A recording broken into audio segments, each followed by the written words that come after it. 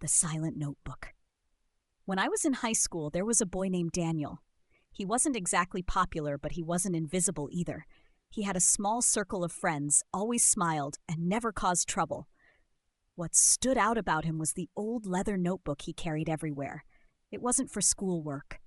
During lunch, after class, even while waiting for the bus, Daniel would write in that notebook.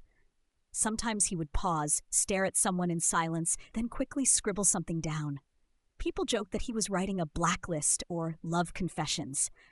No one really knew. One day, a classmate named Laura, curious and mischievous, decided to grab the notebook while Daniel wasn't looking. She opened it expecting poetry, doodles, or maybe love notes. Instead, what she saw froze her. Inside, the pages were filled with descriptions of people at school, students, teachers, even the janitor. But not ordinary descriptions. Each page contained strange details about their lives that no one should know.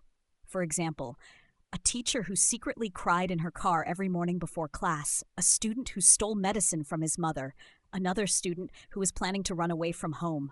And the strangest part? Every detail turned out to be true. Rumors spread quickly. Daniel became the center of attention. Some people were afraid of him, others fascinated. He claimed he didn't make these things up. He said, "The notebook tells me. I just write what I see." Of course, no one believed him until something terrifying happened. One night, Laura, the same girl who first opened the notebook, was walking home alone. The next morning, the school was shocked. Laura had been hit by a car. She was in the hospital, barely alive. When the police asked what happened, Daniel stayed silent. But later, his best friend swore he saw the notebook open to a fresh page.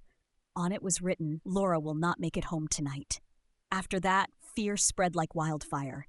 Everyone avoided Daniel. Teachers kept their distance. Students whispered behind his back. And yet Daniel never stopped writing. His notebook grew thicker, heavier. Years later, after graduation, Daniel disappeared without a trace. No one saw him again. But sometimes people from our class still talk about him. A few of my friends claim they received anonymous letters in handwriting identical to Daniel's. The letters described things about their lives, secrets no one could know.